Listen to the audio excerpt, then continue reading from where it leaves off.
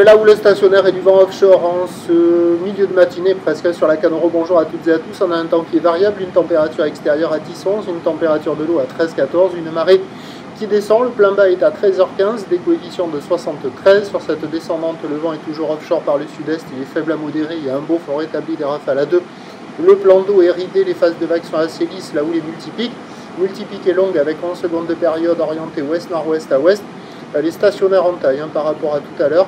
Il y a un déferlement régulier de 1,20 m, série qui rentre fréquemment à 1,50 m, 1,80 m. Sur les grossettes, il y a 2 mètres. Des vagues qui dépassent d'une tête la taille d'une personne. La barre est un peu moins facile à franchir. Là, pour le moment, les zones de contournement ne sont pas très marquées. Les vagues sont sélectives à réserver pour des surfeurs confirmés. Ça, c'est assez solide, ça tartine pas mal. Il y a une seule personne à l'eau. Il y a quand même des vagues qui arrivent à passer de ci, de là, sur les meilleurs bancs. Ça passe plus que les autres matinées où c'était surfable, où dès que ça se mettait à descendre c'était nul. Donc là il y a une seule personne à l'eau de ce que j'ai vu, il est sur la gauche, mais la gauche au fur et à mesure que la marée descend, elle est de moins en moins bonne, même s'il y en a quand même quelques-unes qui passent par moment. Et du côté de la centrale là-bas, on voit la droite qui arrive à passer par moment, vous allez la voir après. Bon, c'est un peu aléatoire, des fois ça le fait, des fois ça le fait pas. Mais des fois quand ça le fait, il y a des jolies vagues en pic tubulaire qui passent là-bas.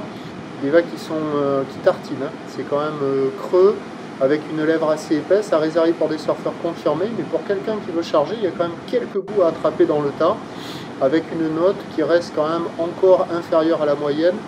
Je crois qu'on voit à la droite là-bas, voilà.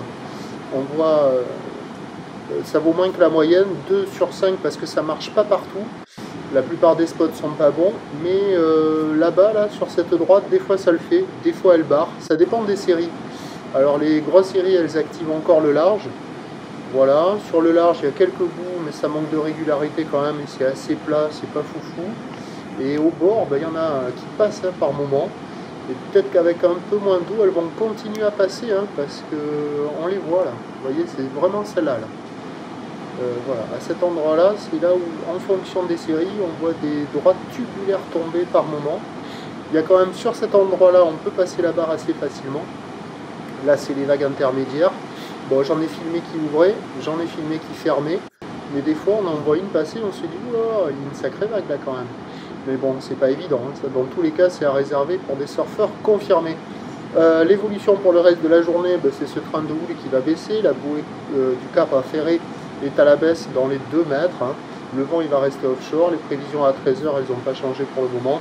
1,50 à 2 mètres, d'ouest-nord-ouest à ouest, 30 secondes de période, vent de sud-sud-est 1,2. Et à 17 h, 1,80, ou d'ouest-nord-ouest à ouest, 11 secondes de période, vent de sud-est 1,2. Donc peut-être qu'à marée basse, il y aura des... Vous voyez comme c'est creux là, avec les petits couettes. Peut-être qu'à marée basse, il y aura des vagues à surfer, mais à réserver uniquement pour des surfeurs confirmés. Et des conditions qui seront plus faciles d'accès cet après-midi avec la marée haute sur la plupart des spots. Voilà. Prochain point tout à l'heure.